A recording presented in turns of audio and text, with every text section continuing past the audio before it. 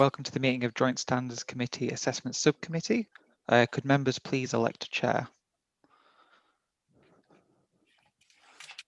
Councillor Douglas. No, Councillor Douglas.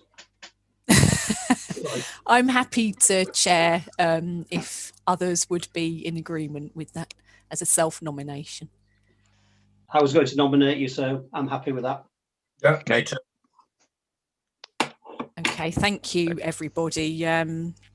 So I will be chairing this meeting, and I'd just like to welcome the public, and I will take you through the agenda. The first element that we have to think about is apologies, and on the original agenda that we had for the 20th of April, Councillor Carr was stated as part of the committee.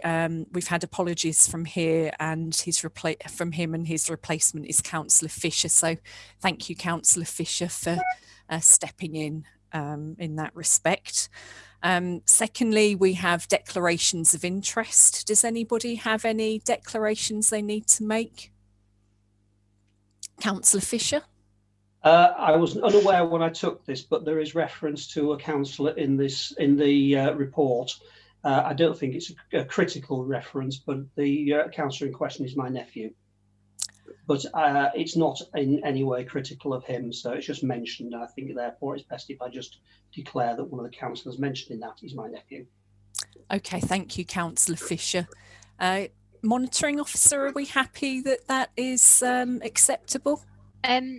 Chair, given that the next item is consideration of exclusion in press and public, and there is a report in exclusion of press and public, what I would advise is that if at any point during the remainder of this meeting you believe that you do have an interest that to declare that does impact on your continuation in this meeting, that you interrupt further to advise the chair in the meeting at that point, and we'll consider it.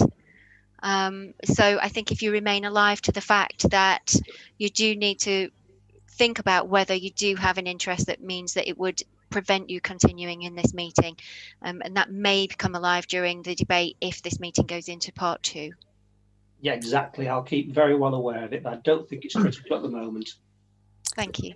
Okay, thank you, Monitoring Officer and Councillor Fisher, and we'll keep that in mind as we go through the rest of the meeting. Right, so next item on the agenda is exclusion of press and public, and this is to make sure that the committee can consider the full complaint, because there are elements of the complaint that need to remain confidential, and unfortunately therefore the public won't be able to hear this aspect. So can I see if we are in agreement to exclude the press and public under agenda item 4, which is the Code of Conduct complaint received in respect of a parish town councillor? Those in agreement to exclude press and public, please show your hands. Okay, so we're in agreement to exclude press and public under agenda item 4.